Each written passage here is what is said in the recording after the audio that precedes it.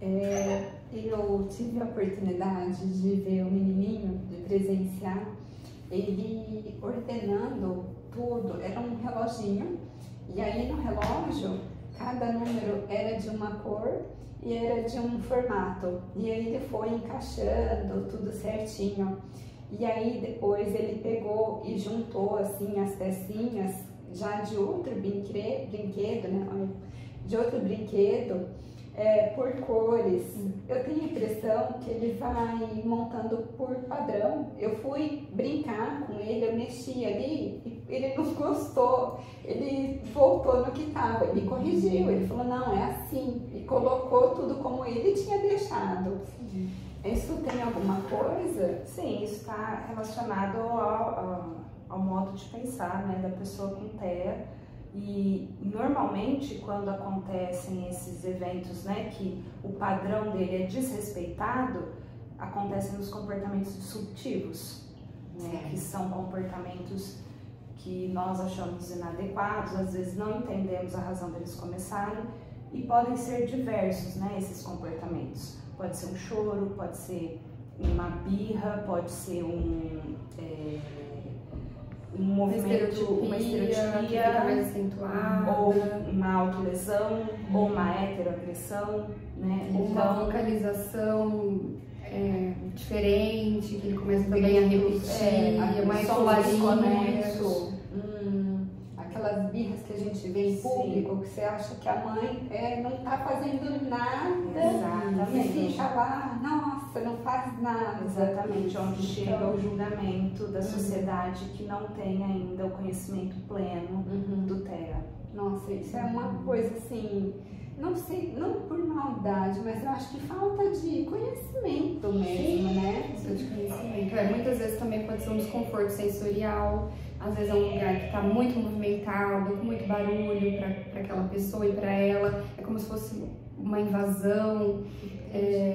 Pode ser por diversos motivos. Mas é isso, para nós não faz sentido, mas para aquele indivíduo, muitas vezes ele tá realmente sentindo aquele incômodo, né? Não é só algo ali abstrato. Muitas vezes incomoda fisicamente também. Nossa, Tem um livro muito bacana, é do Naoki Higashida, se eu não me engano, que chama O Que Me Faz Pular. E ele é um adolescente, na época quando ele escreveu o livro ele era adolescente, com um diagnóstico, né, de TEA, e ele menciona assim, o porquê das reações dele diante de cada situação. Então ele é verbal, mas ele é um verbal não funcional. Então normalmente se a pessoa fala para ele bom dia, ele dá uma resposta assim, chocolate com banana.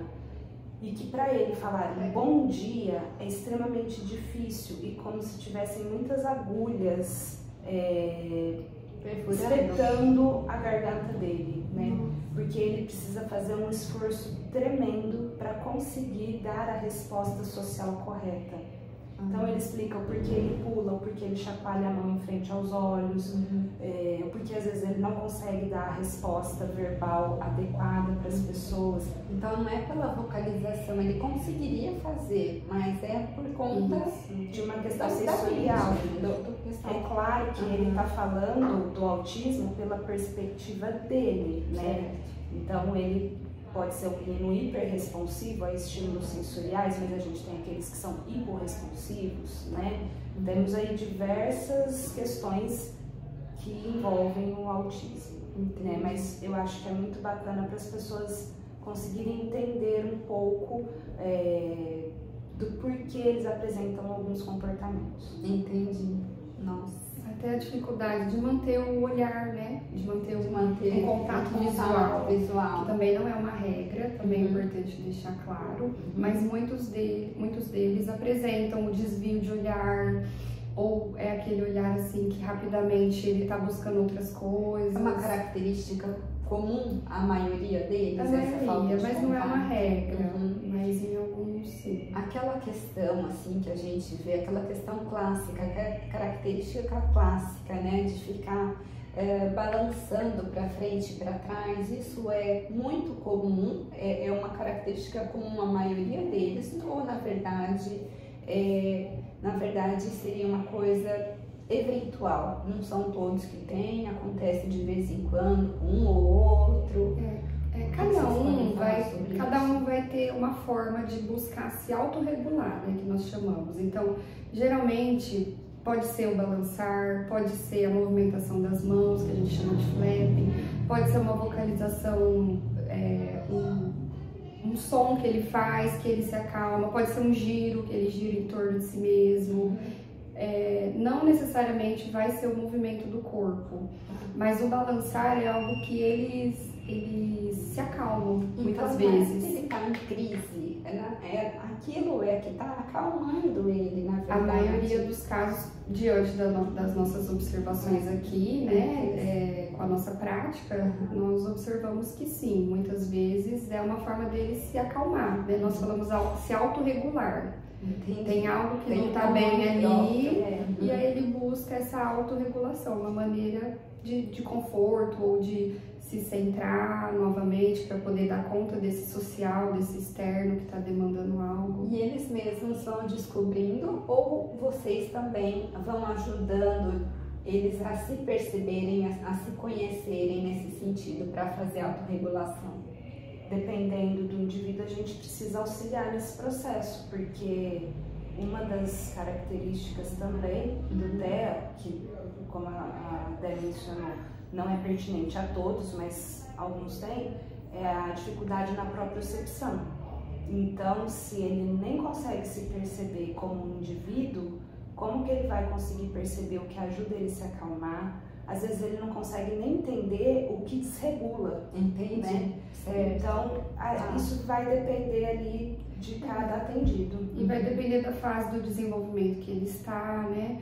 Mas em muitos casos eles mesmos já apresentam essa busca, né? Às vezes até um sinal de alerta, às vezes a mãe relata, ele faz tal movimento que eu observo ser diferente. Entendi. Ou pulo, né? Mas eles podem apresentar esses comportamentos também para fuga de demanda, que na maioria das vezes é uma autorregulação, mas a gente tem que sempre estar atento ao ambiente ao qual o indivíduo está inserido, as demandas que estão sendo ali trazidas. O que é uma fuga de demanda?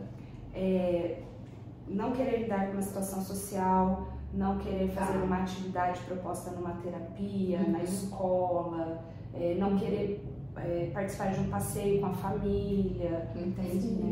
E pode também estar relacionado com uma excitação, com uma felicidade. Então, é difícil a gente afirmar, porque realmente cada indivíduo é único. Então, por isso que é importante a investigação com a mãe, saber todo o histórico dessa criança, desse indivíduo, como ele se comporta em diferentes ambientes, para aí o profissional ou a pessoa que está lidando ali conseguir entender e fazer a leitura do outro, né? E muitas vezes são hipóteses. Podem ter autorregulações parecidas ou iguais a um ou ao outro? Isso sim. E o mesmo indivíduo, ele pode trazer essas estereotipias, né, sejam vocais, motoras, ele pode trazer tanto para autorregulação, quanto para fuga de demanda, quanto para um momento de excitação, que também é uma autorregulação, né? Ele está ali muito eufórico e aí ele apresenta a estereotipia para se autorregular e dar conta, né, daquela situação.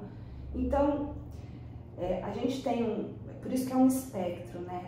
Por isso que houve essa mudança do autismo, né, infantil lá no diagnóstico. Houve não, está havendo essa mudança aqui no nosso país, né, de autismo infantil para TEA, né, porque ampliou-se muito o espectro, entendendo que são um conjunto, né, é uma condição que traz um conjunto de características, mas que não são pertinentes a todos os indivíduos. Uns vão apresentar algumas, outras vão apresentar outras. Entendi. A gente pode falar quais são os tipos de tratamentos, intervenções, os tipos de terapias e intervenções eficazes? Sim, atualmente, né, aqui na AMA, vamos falar um pouquinho aqui do nosso serviço, né, nós somos a Associação de Amigos do Autista, aqui em Ribeirão Preto. Nós atuamos exclusivamente com pessoas com transtorno do espectro autista, alguns casos em hipótese diagnóstica, mas a grande maioria já com diagnóstico fechado. Nós temos uma equipe multidisciplinar, então o trabalho com uma equipe multidisciplinar é muito importante.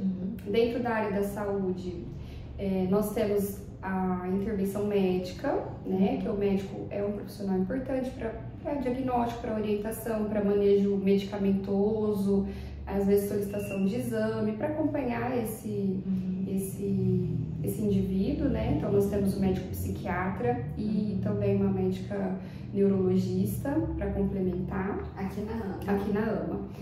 Nós temos intervenção então com profissionais de terapia ocupacional, que é um profissional que vai ficar atento a essas questões sensoriais, a estimulação do brincar, a estimulação da função, de atividades de vida diária, de auxiliar essa criança a se desenvolver de uma melhor forma em diferentes meios. Temos a atuação também da psicologia, que também é um profissional extremamente importante, porque esse indivíduo ele tem essa dificuldade de compreensão do eu, né? Muitas vezes ele tem também uma ligação diferente com o meio ou com o próprio familiar ali, então ele precisa se autoconhecer, saber expressar sentimentos, né? Se colocar, ter uma interação mais adequada, então é um profissional interessante também para essa intervenção. Aqui na AMA vocês usam qual método de abordagem? Tem um que chama ABA?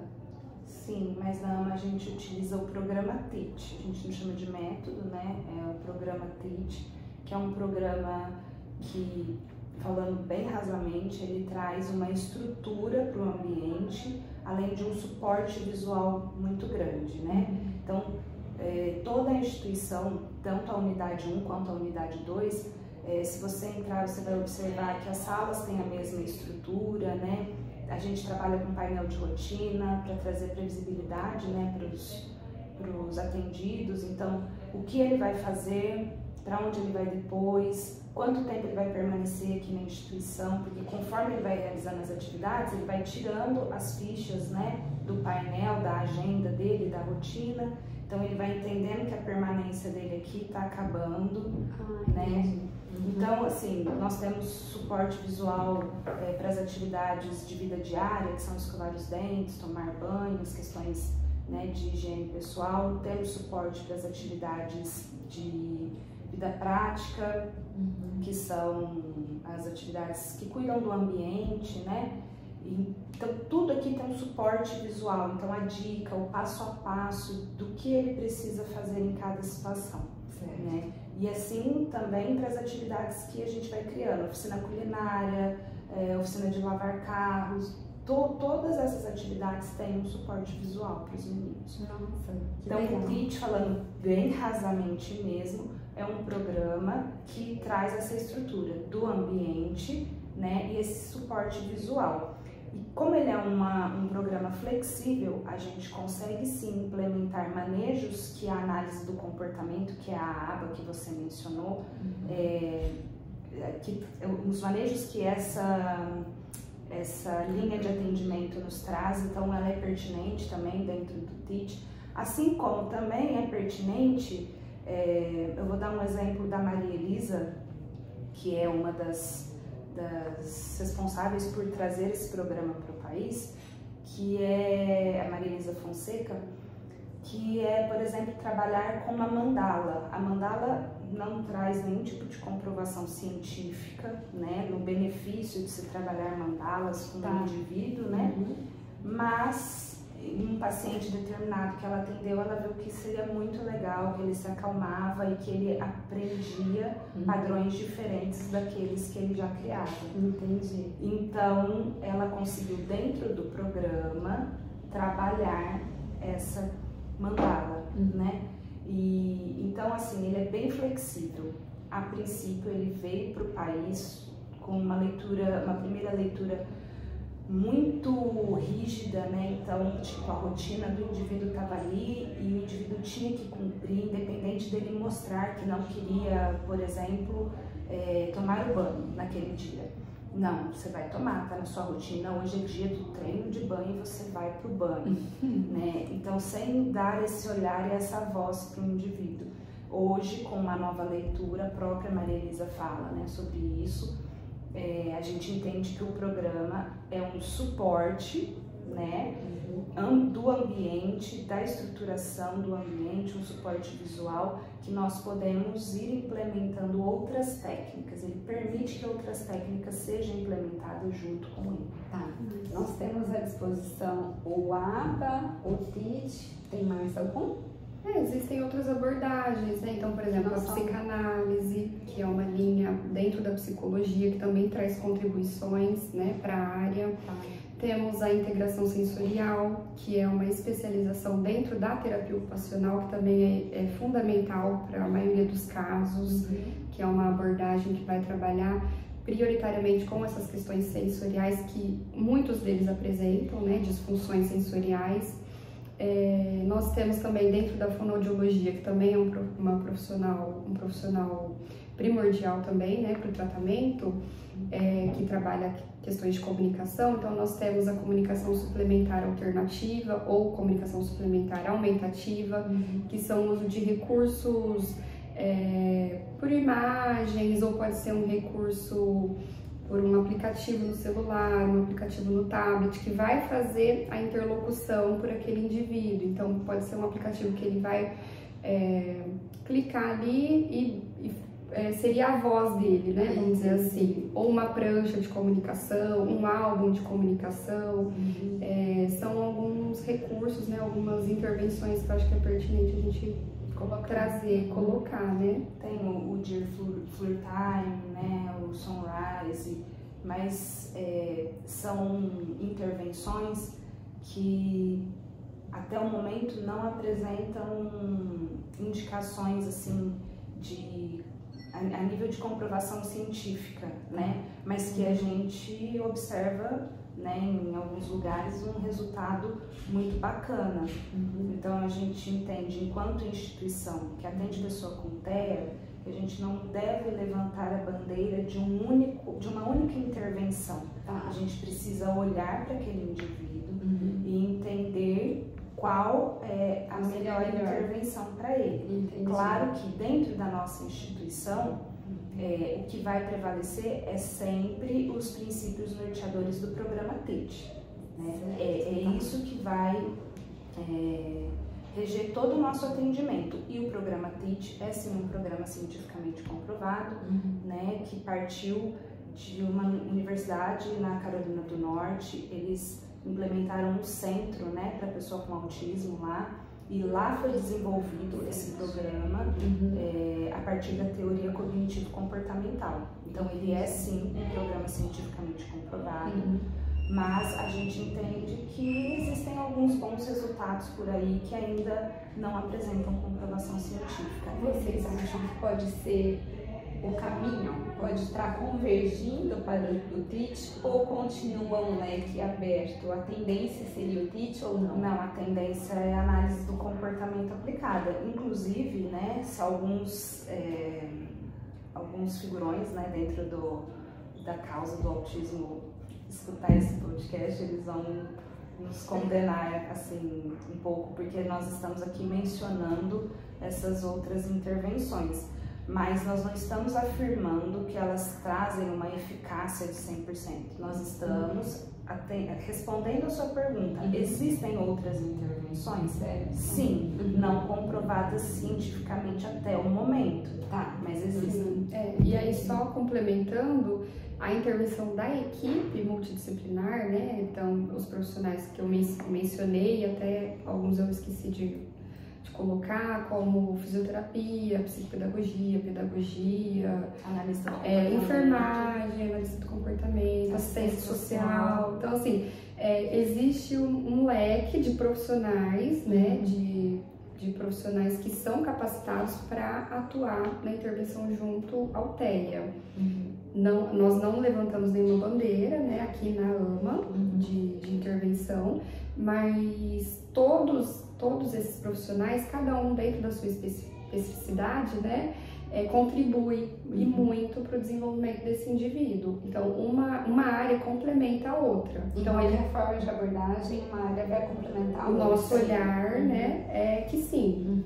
E a nossa experiência aqui, né, dentro da prática, é que sim, um profissional, uma área complementa a outra. Entendi. Né? Não tem como um profissional trabalhar sozinho, ele precisa ter uma troca com outras áreas. Não tem como eu trabalhar só, vamos supor, a fonoaudiologia, vai trabalhar só a comunicação dele, se for uma demanda que ele apresenta. Entendi. Ela tem que ter uma troca, ele tem que observar como ele está em casa, se ele tem uma independência, como está também a parte escolar, o desenvolvimento, como ele está aprendendo. Então, assim, uma área complementa a outra. E não adianta ela trabalhar a comunicação alternativa só ali no atendimento dela, porque não vai apresentar funcionalidade na vida desse indivíduo. Entendi. Então, ela precisa estar em contato com a família, com a escola, com os demais profissionais que atendem, para que essa comunicação seja implementada da mesma maneira em vários ambientes. Seja efetiva, exatamente. Seja eficaz. Então a troca entre os profissionais é extremamente interessante. Interessante não, importante. Agora, interessante é mencionar que aqui dentro da instituição, todos os profissionais vão atender dentro dos princípios do TEACH. Então, se você entrar em qualquer sala da equipe de saúde também, tem lá um painel do que vai ser trabalhado, tem a previsibilidade, né?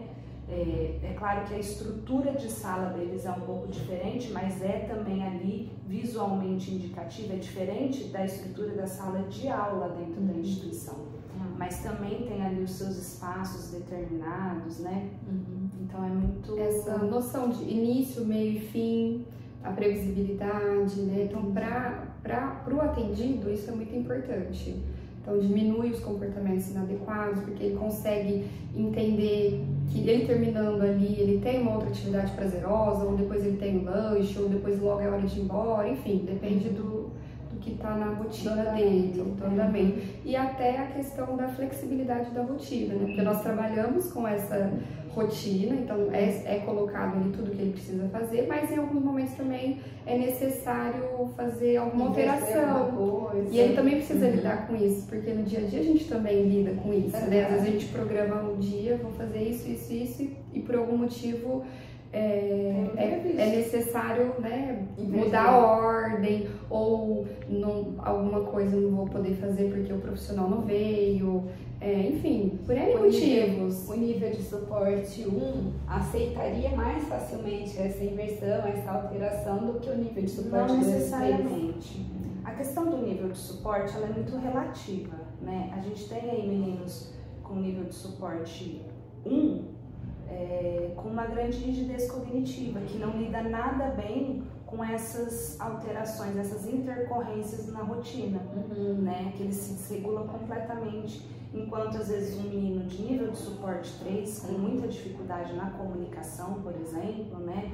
Ou até de autorregulação, enfim, lida tranquilamente com isso. O nível de suporte, não é determinante. Não. E o nível de suporte, acho que é importante mencionar, que ele pode transitar ao longo da vida, ele não é algo permanente como o diagnóstico. Então, por exemplo, o Dr. Paulo Liberalesso, que é um neurologista também muito atuante na área, ele menciona que é impossível uma pessoa com TEA, e aí já é uma fala dele, tá, não minha, que é impossível uma pessoa com TEA chegar na adolescência e manter-se no nível 1, né, porque a adolescência, por si só, já é uma fase da vida extremamente difícil, né?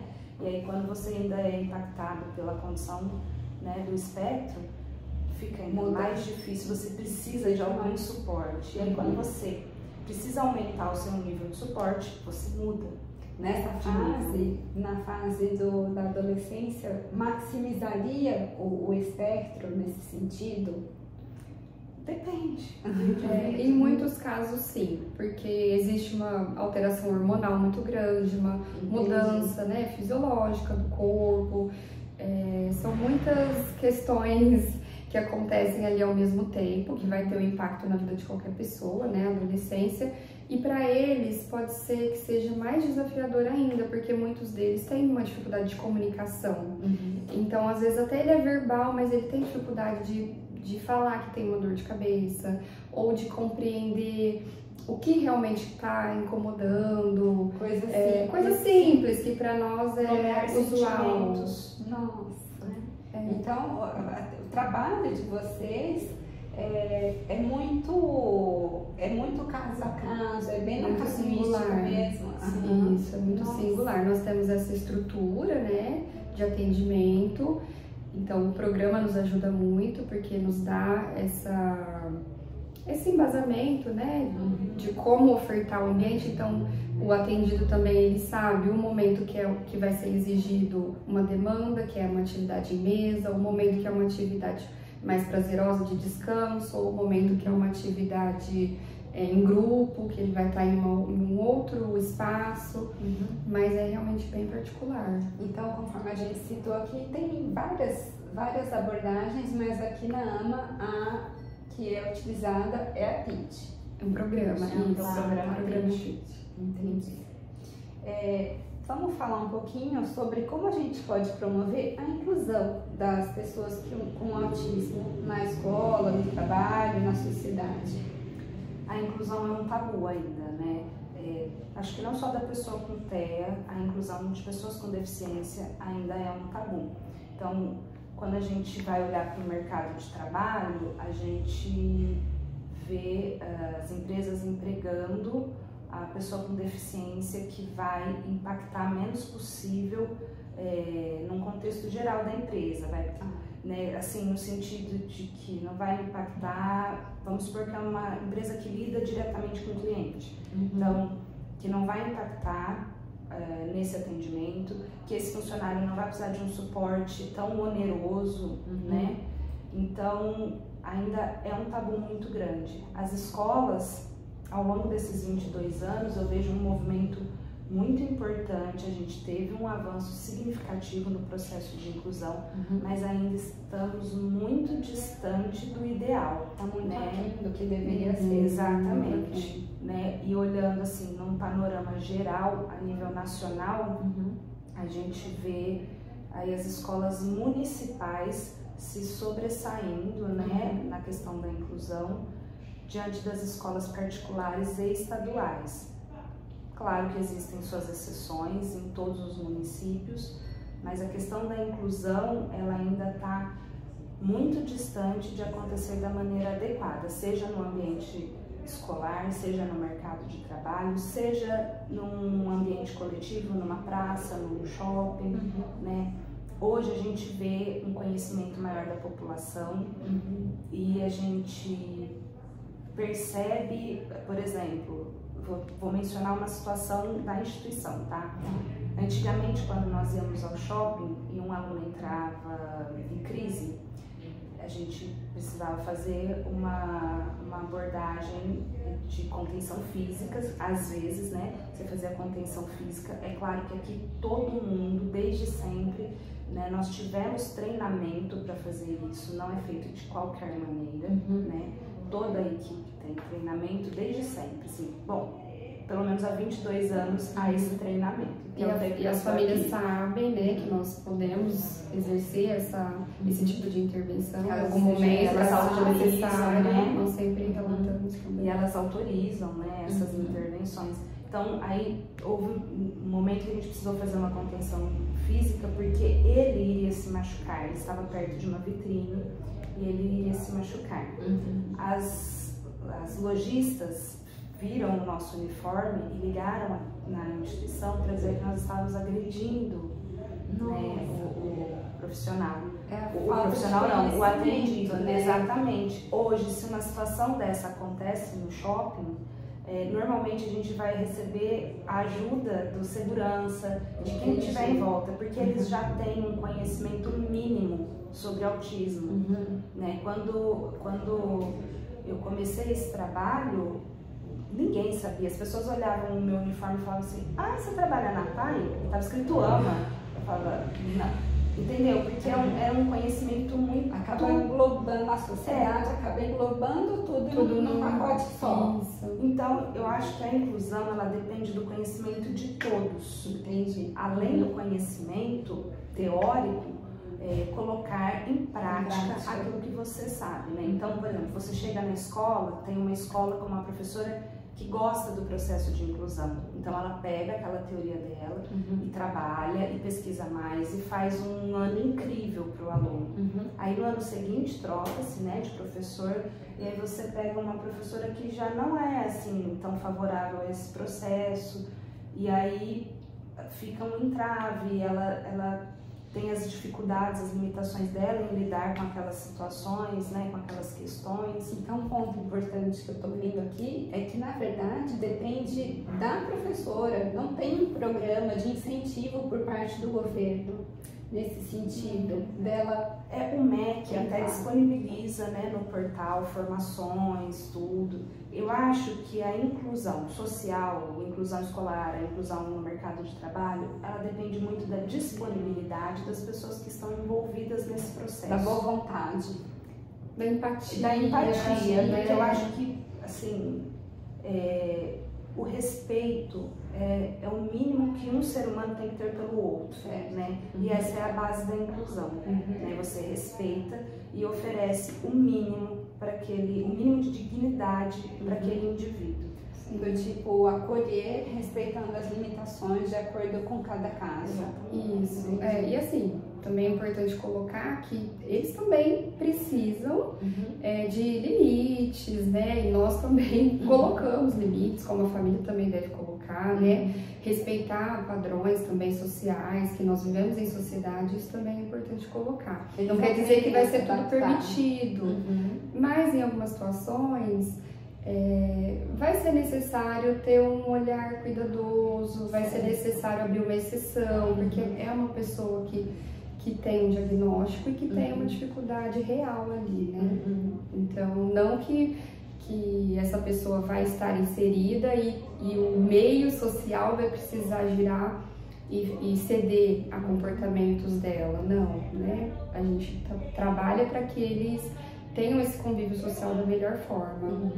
Inclusive aqui na AMA, nós incentivamos e realizamos com muita frequência atividades externas. Então, atividades dirigidas ao shopping, ao mercado, à praça, ao parque, feiras, cinema, qualquer tipo de atividade que seja comum, né?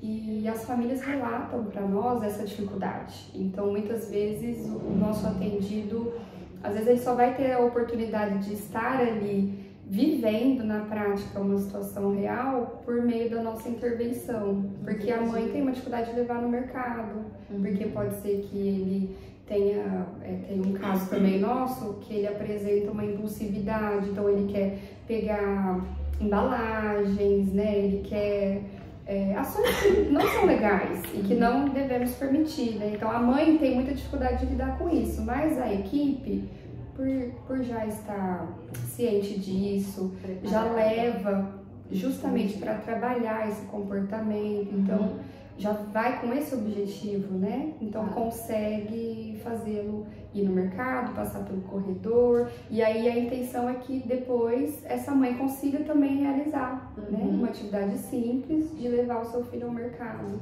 Eu tive um testemunho de uma mãe que o menino, ele se tacava no chão e se debatia no chão e gritava e tipo dava show, e ela falou: eu não consigo ficar, e meio que jogou pro colo do pai assim a responsabilidade para ele poder pegar e tomar alguma atitude, né, tomar a frente de fazer alguma coisa. É muito interessante isso, né? Como as pessoas falam: nossa, eu não sei como lidar com isso. Por isso que o trabalho com a família é de extrema importância. Não existe intervenção apenas com o indivíduo diagnosticado. O diagnóstico de TEA, ele impacta o núcleo familiar por completo, né? Então, assim, a gente percebe que as famílias vão se excluindo até de atividades com a própria família, na maioria das vezes, não é uma regra, tá? Então, elas vão ficando cansadas de ficarem expostas a esse tipo de situação. Então, quando uma mãe faz isso, né? Ai, eu não tô conseguindo lidar, não dá pra gente julgar. Poxa, o que essa mãe tá fazendo? Porque cada um de nós temos os nossos limites pra tudo na vida, né? E a gente não sabe o contexto daquela mãe, a gente não sabe quais limites ela já ultrapassou, né? Então, é importante mencionar que nossa intervenção não para no indivíduo. A gente tem todo um acolhimento à família, né? Nós temos grupos ofertados diretamente para as famílias, para empoderar essas famílias, trazerem a elas o que é de direito, o que elas podem fazer, os serviços que elas podem procurar, né? E também para atender as demandas que elas trazem, né? Porque elas vivem situações de angústias muito grandes, né? E são situações que precisam ser olhadas, ser entendidas. Existe uma sobrecarga muito grande, né? E eu acho que o que mais impacta é que uma pessoa com autismo, ela não tem algo que você bate o olho, ele tem. Eu sei que hoje em dia tem o uso do cordão, né, de identificação, mas também não são todos que usam. Mas em muitos casos é isso, a mãe se sente julgada, porque as pessoas olham e falam, é uma criança típica que tá dando uma birra e essa mãe não tá dando conta. E não é isso, é uma mãe que tá sobrecarregada, que provavelmente teve uma semana cansativa, tentou diversas coisas, né? Tá tendo dificuldades, tá tendo que lidar com o novo, tá tendo que lidar com o diagnóstico, que também muitas vezes gera um luto, um processo até a aceitação. Então, assim, é bem... A família precisa ser acolhida, um impacto muito grande, integrante, assim, da intervenção. Faz total diferença, né? Total diferença. Vamos colocar quais são os direitos das pessoas com autismo. Bom, nós temos a Lei Berenice Piana, que traz aí as questões de direitos tanto no âmbito da saúde quanto educação e assistência, né? Eu acho que ela é meio que a cartilha no momento, né, para as pessoas com TEA. Mas nós também temos algumas outras legislações que atendem aí as demandas de uma maneira geral. Então a gente tem a LDB, que é a Lei de Diretrizes e Bases, que vai trazer os direitos das crianças, né, dos adolescentes, o que é dever da família, o que é dever do Estado, o que é dever da própria criança e do adolescente, o ECA, né? A LDB é mais voltada para a área da educação, o ECA é Estatuto da Criança e do Adolescente no geral, né? Então, essas leis já garantem os direitos das pessoas com TEA, né? Na LDB a gente tem que a pessoa com deficiência precisa ser atendida preferencialmente em sala regular, né? Nós temos aí a Lei Brasileira de Inclusão, que vai nortear o processo de inclusão das pessoas com deficiência, né? E aí o autismo entra na questão da pessoa com deficiência, entre alguns outros benefícios que eu particularmente não tenho gabarito para mencionar assim, é a lei tal, mas a gente sabe que eles têm direito à isenção no IPVA e redução do IPTU na compra de carros, direito ao LOAS, a depender da renda per capita da família, né? Então, alguns outros direitos.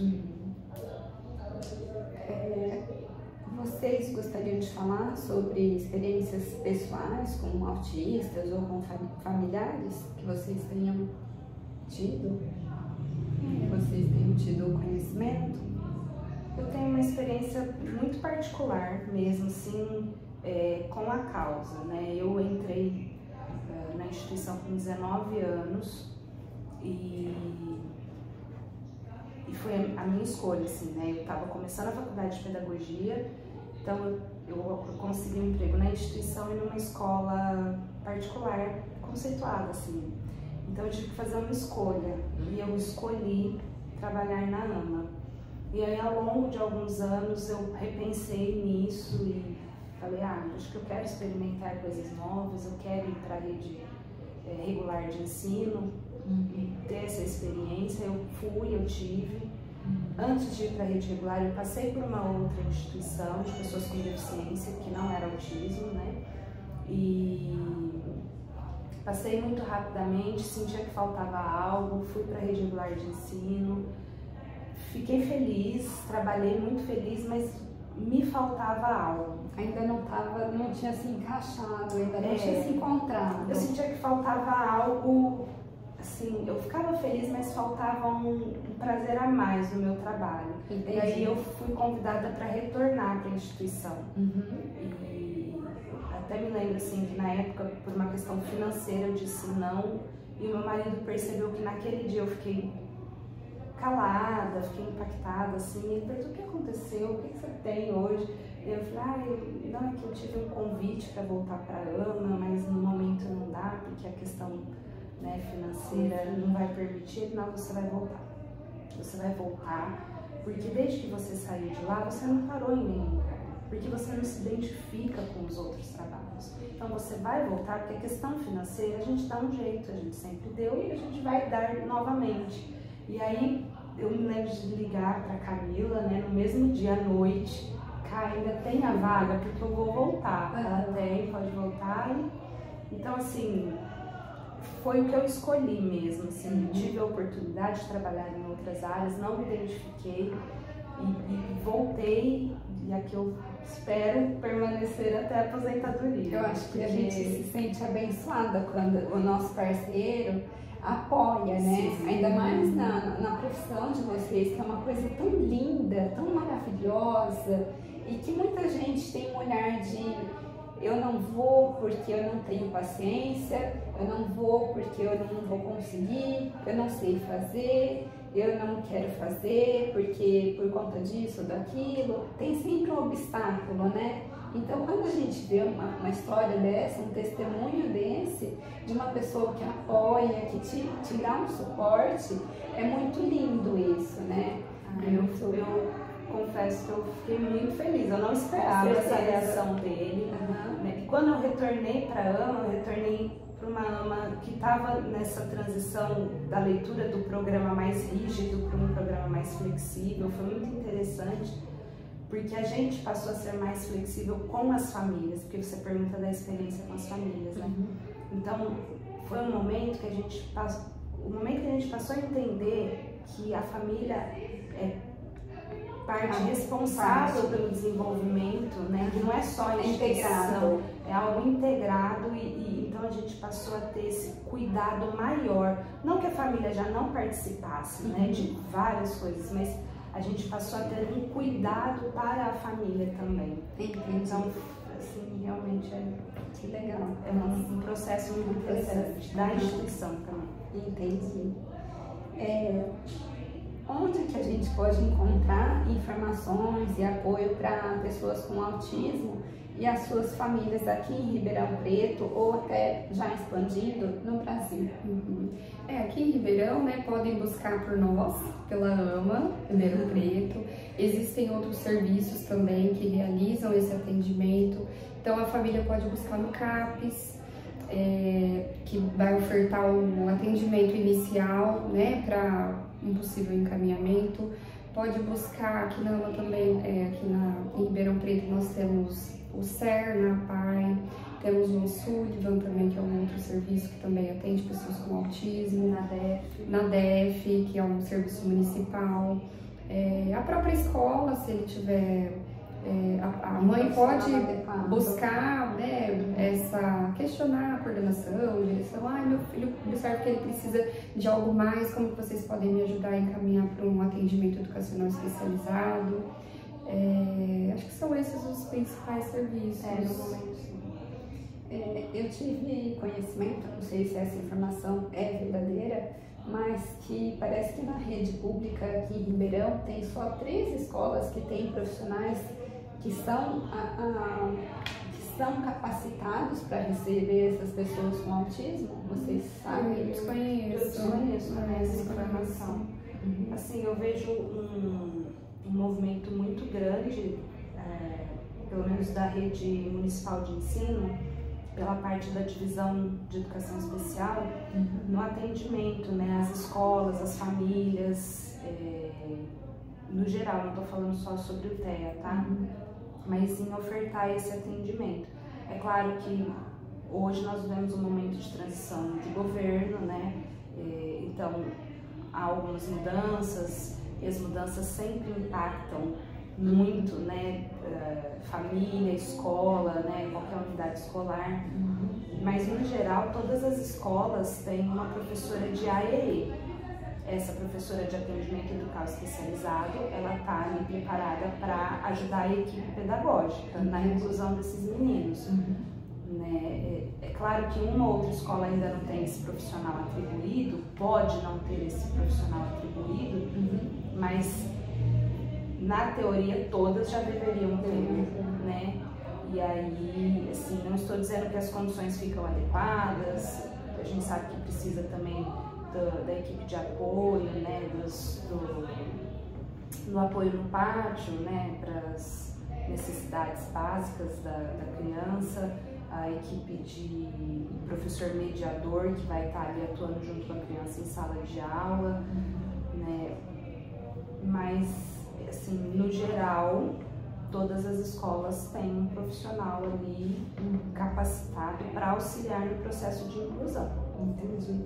Desde quando vocês têm contato com o TEA, vocês enxergam com bons olhos, têm visto uma evolução em todos os sentidos sociais, financiamento, o governo dando verba, vocês enxergam tudo, inclusão, ou como que está esse olhar de vocês? Assim, eu vejo que existe um investimento maior, um interesse maior, né, então, da população, o conhecimento ele tem sido colocado, né? Por exemplo, eu me formei em 2012, quase não se falava de autismo na época que eu fiz a faculdade, não faz tanto tempo. Então, hoje em dia já é um assunto que ele é abordado mais a fundo enfim, na faculdade, né, os profissionais da área da saúde já vêm com esse conhecimento do que é o autismo, quais intervenções, muitas vezes já buscam por essa área. E há 10, 15 anos atrás não se tinha tanto conhecimento, então assim, houve uma expansão muito grande de conhecimento, de estudos, mas ainda tem que avançar bastante, né? Ainda tem que avançar muito. Será que teve mais uma taxa de diagnóstico maior? E aí talvez por conta disso as pessoas tenham tido conhecimento do TEA e tenham buscado mais sobre o TEA? Ou vocês acham que não teve tanto aumento da taxa de diagnóstico? A prevalência ela aumentou, né? Mas também, como a Tássia colocou, houve uma diferenciação na forma do diagnóstico. Então, antes o que era colocado como apenas autismo ainda está acontecendo, né? Então, o que era só autismo ou outros diagnósticos, hoje em dia se coloca como transtorno do espectro autista. Então, esse transtorno do espectro autista, ele engloba diagnósticos que antigamente não entravam. Entendi. Então agora todos fazem parte da mesma nomenclatura, que é o TEA. Então houve um aumento das possibilidades, né? Não está só restrito ao CID, autismo infantil ou autismo... Antes a gente tinha transtorno global do desenvolvimento, síndrome de Asperger, autismo infantil, né? Transtorno global do desenvolvimento não especificado. Então, tudo isso virou TEA. Entendi. Né? Então, mas em termos de diagnóstico, porcentagem, acabou juntando e juntando tudo. Acabou aumentando em termos de porcentagem. Esse é um dos motivos. Né? O outro motivo é a questão do conhecimento estar chegando, da informação estar chegando a mais pessoas, né? Isso a gente tem que considerar as mídias, redes sociais, né? Elas são responsáveis também pela divulgação dessas informações. Isso, exatamente.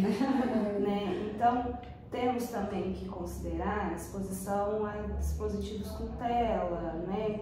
Que diminuem o estímulo que essa criança recebe, porque ela passa a ficar mais tempo na tela do que brincando e desenvolvendo habilidades, né, outras habilidades necessárias aí.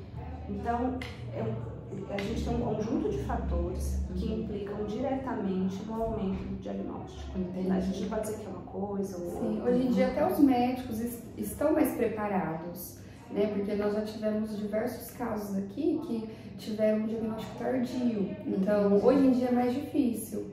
Hoje em dia a gente já recebe encaminhamentos de crianças mesmo, na idade início da infância, mas há tempos atrás nós recebíamos pessoas com adolescentes, 12, 15 anos, não se tinha diagnóstico, muitas vezes até adultos, né? Atualmente também relatam que receberam um diagnóstico precocemente, recentemente, porque o olhar mesmo, né, de todos os profissionais de área de educação, saúde e até as famílias mudou, houve essa transformação, né? Eu, ao longo desses anos todos, eu vivi duas grandes transformações, né, dentro da história do autismo.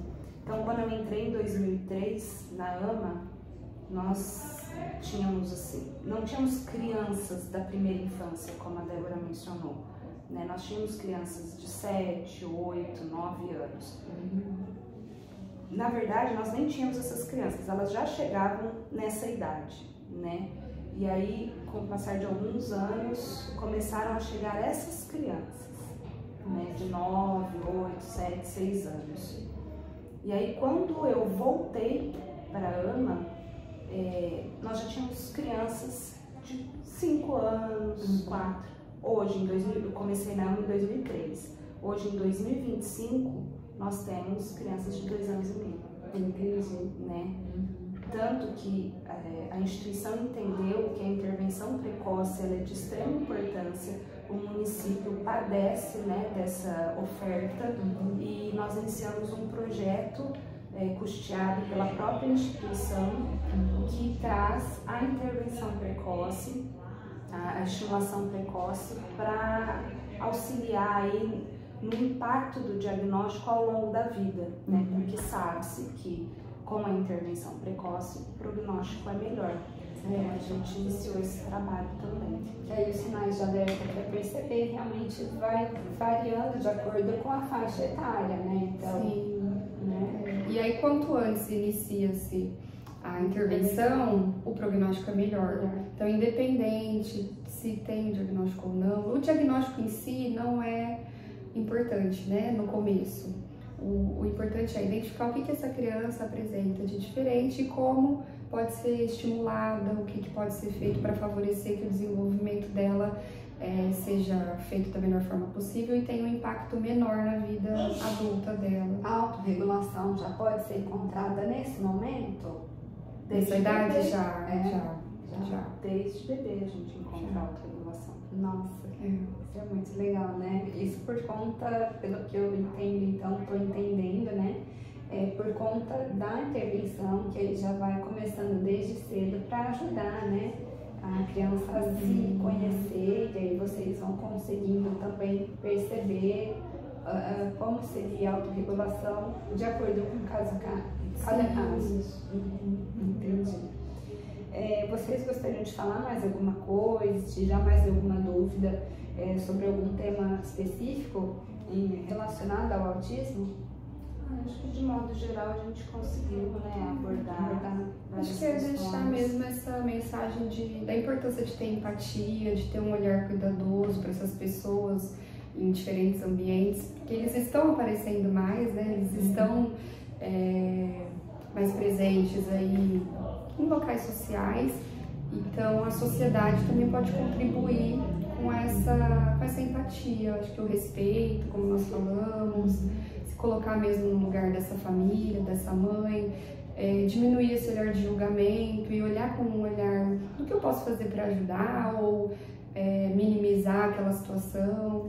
Ou se você não dá conta de ajudar, porque você também fica impactado diante de uma situação como essa, só passa, né? Só passa e segue, ao invés de parar, olhar, julgar, pegar o celular e filmar, isso é muito comum, sabe? E só passa. Se você não está se sentindo preparado, porque você também não tem obrigação nenhuma, né? De tentar ajudar ele também, se você passa, de tentar ajudar, ele vai acabar talvez até atrapalhando. Sim. Não tem preparo. Então, respeita o momento daquela família, a situação pela qual aquela família está exposta, né? Eu acho que o respeito é a chave primordial para qualquer questão relacionada a pessoas com deficiência. E a gente vê tantas cenas, tantas situações de julgamento, né? Que a gente pode ver no dia a dia mesmo, em cenas em público que acontecem.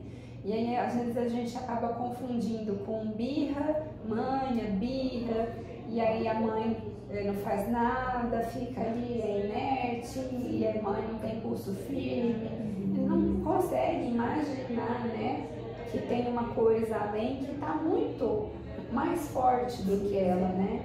Isso é muito... Por isso que tem muitas famílias optando por...